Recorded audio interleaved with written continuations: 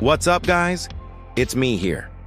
So while it may feel like you're constantly working around the clock just to make ends meet, there are some very smart ways to invest your money so that it makes money for you while you sleep. With that said, today we're going to cover 5 simple investments that could completely fund the life of luxury travel. These are the same exact plays that I use personally to not only build wealth, but to live a lifestyle that I want in the present moment without having to sacrifice later on. And by the time this video is over, hopefully you could do the same exact thing. Although before we go into that, first I need you to smash the like button or else the YouTube algorithm is not going to be happy, and then subscribe if you haven't done that already. And now with that said, let's begin to start. The first investment that could fund the life of luxury travel is through real estate. Now, one of the biggest advantages about investing in property is that they tend to double in value every 7 to 10 years, giving you the ability to build wealth without having to actually lift a finger. In fact, since 1920, housing prices have nearly doubled every 18 years, even after accounting for inflation. Even better, they tend to outperform almost every other asset class during all time periods, giving you a greater chance at building long-term wealth. On top of that, you also get the benefit of tax deductions, appreciation, leverage, and cash flow. But before you go out and buy the first property that you see, keep in mind that owning rental real estate requires a lot of work, especially when you're first starting out. You need to find a good deal, secure financing, manage tenants, handle repairs, and make sure that everything is rented. And all of that takes a lot of time, effort, and money. As a beginner, I would highly suggest starting with a REIT, which stands for Real Estate Investment Trust. In terms of how it works, REITs are similar to mutual funds in the sense that they allow investors to pool their money together in order to purchase larger properties that would otherwise be out of reach. The difference is that instead of buying stocks, bonds, or other securities, they buy physical real estate. From there, they earn income from rent and then distribute it to shareholders. And unlike direct ownership, REITs are publicly traded on the stock market, meaning you can buy and sell them as easily as you would with any other publicly traded company. One of my personal favorites is VNQ because they own a diversified portfolio of high-quality office buildings, shopping malls, hotels, and self-storage facilities. Or if you want something a little bit more aggressive, there's also WREK, which invests in last-mile logistics real estate such as warehouses, distribution centers, and fulfillment centers that are used for e-commerce and other delivery services. Second, you might consider investing in fine art. Now, typically, when you think of art, you might picture someone sitting at home painting pictures in a basement. But the truth is that the top 1% use it as a way to hedge against inflation, diversify their portfolio, and generate high returns. For example, from 1995 to 2021, contemporary art prices outpaced the S&P 500 total return by 164%. They also tend to do really well during uncertain times. During the dot-com crash, the art market saw a 1.2% increase.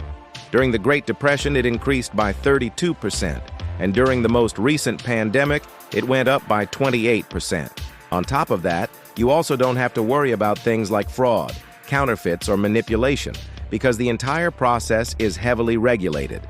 If you're interested, you can start with a platform like Masterworks, where you can invest in multi-million-dollar paintings from legends like Picasso, Banksy, and Monet.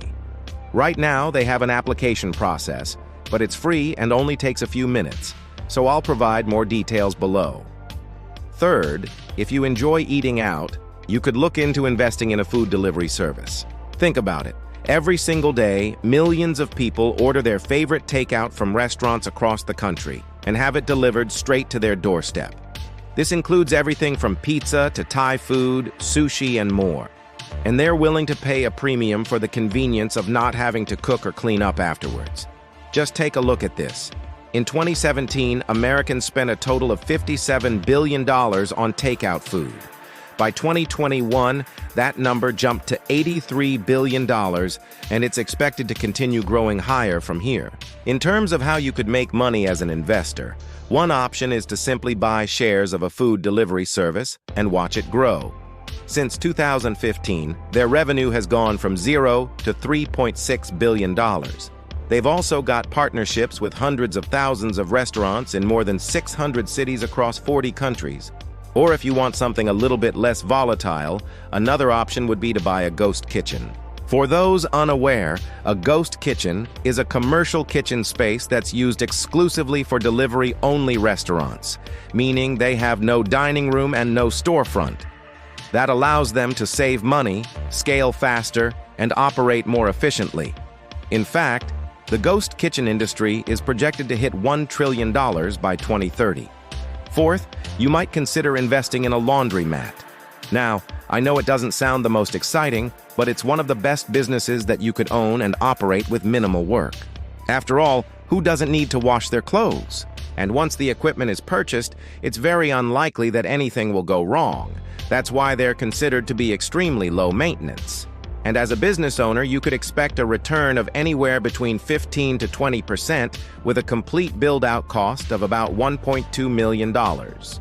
The good news is that you don't need to come up with the entire amount all at once. According to a recent survey, the average bank will finance up to 85% of the project, with the remaining 15% coming out of pocket. And finally, the fifth and perhaps the most common way to fund a life of luxury travel is through dividend stocks. When you buy a share of a company, you automatically become a part owner of that business. And depending on the company, you'll receive a portion of their profits as a thank you for investing. For example, if I were to buy a share of Coca-Cola stock, I would receive a small percentage of the profit that they make from selling beverages. One of the biggest benefits of investing in dividends is that they give you the ability to earn passive income on a regular basis without having to lift a finger. This means that you could collect payments from dividends alone and live off of that.